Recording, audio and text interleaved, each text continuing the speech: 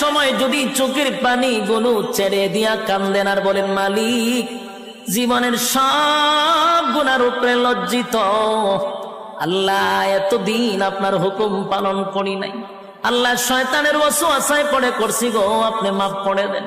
চোখের পানিগুলো ছেড়ে দিয়া যদি আল্লাহর দরবারে আপনি দরখাস্ত করেন, আমার আল্লাহ বলেন, বান্দারে যৌবনকালে যদি একবার ডাক দেস, আমি 70 বার বান্দা তোর ডাকে জবাব দিই।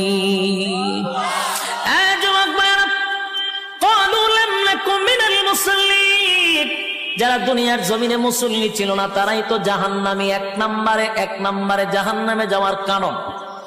আল্লাহর নবী বলেন, উম্মতেরারে হাশরের মাঠে যদি হিসাব হয়, আউয়ালু মা ইউহাসাবু বিহিল আবদু ইয়াউমাল কিয়ামাতিস সালাহ, কিয়ামতের ময়দানে সর্বপ্রথম হিসাবটা হবে নামাজের।